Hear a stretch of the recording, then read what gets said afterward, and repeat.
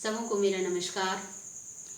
आज हम POCSO act 2012 के उद्देश्य और उसकी विशेषता पर चर्चा करेंगे।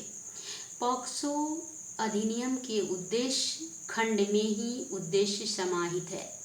यह अधिनियम लैंगिक अपराधों, लैंगिक उत्पीड़न और अश्लील साहित्य के अपराधों से बालकों का संरक्षण करने और ऐसे अपराधों का विचारण के लिए विशेष उपबंध करने के लिए अधिनियमित किया गया है। इसकी विशेषता: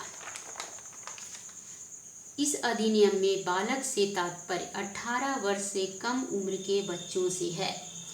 इस अधिनियम में बाल मित्रवत प्रक्रिया अपनाई गई है। यह अधिनियम लिंग तटस्थ है, अर्थात यह अधिनियम में अपराध और अपराधियों के शिकार पुरुष, महिला और तीसरे लिंग का व्यक्ति हो सकता है। इस अधिनियम की धारा 19 में अपराधों की रिपोर्ट करने में इस तथ्य को ध्यान दिया गया है कि रिपोर्ट सरल भाषा में लिया जाए, जिससे बालक अभिलिखित तथ्यों को समझ सके। यदि बालक को संरक्षण की आवश्यकता है तो 24 घंटे के भीतर बालक को संरक्षण गृह या निकटतम अस्पताल में भर्ती कराया जाएगा। विशेष किशोर यूनिट या स्थानीय पुलिस द्वारा 24 घंटे की अवधि के भीतर ही मामले को बाल कल्याण समिति या विशेष न्यायालय में, यदि विशेष न्यायालय न हो तो सेशन न्यायालय में रिपोर्ट करना होगा। इस अधिनियम की धारा 24 में विशेष प्रावधान किया गया है कि बालक का कथन उसके निवास स्थान या उसके पसंद के स्थान पर किसी महिला पुलिस अधिकारी द्वारा, जो कि उप निरीक्षक की पंक्ति का नहीं होगा, उसके द्वारा लिखा जाएगा। पुलिस वर्दी में नहीं होगा। बालक को किसी भी स्थिति में पुलिस स्टेशन में रात्रि में नहीं रखा जाएगा। बालक का पहचान बिना विशेष न्यायालय की अनुमति से मीडिया में नहीं कराई जाएगी। बालक को किसी समय अभियुक्त के संपर्क में नहीं लाया जाएगा।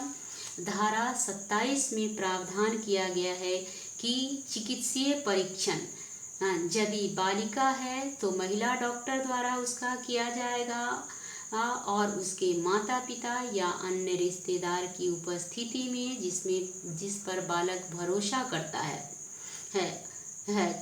किया जाएगा। यौन शोषण में शारीरिक संपर्क हो भी सकता है और नहीं भी हो सकता है। अगला पॉइंट है कि इस अधिनियम के तहत यौन अपराध के बारे में रिपोर्ट करना अनिवार्य है और रिपोर्ट न करने पर उसके लिए दंड का प्रावधान है। अधिनियम में त्वरित विचारण का प्रावधान किया गया है। विशेष न्यायालय द्वारा विचारण के दौरान बालक के लिए मित्रतापूर्ण वातावरण सृजित किया जाएगा। इस अधिनियम में पुनर्वास की भी व्यवस्था की गई है। इस अधिनियम के अंतर्गत कोई भी विचारण बंद कमरे में होगा। न्यायालय को लगता है कि बालक की परीक्षा किसी अन्य स्थान पर कराए जाए तो न्यायालय इस हेतु कमीशन भी निकालने में सक्षम होगा। Thank you.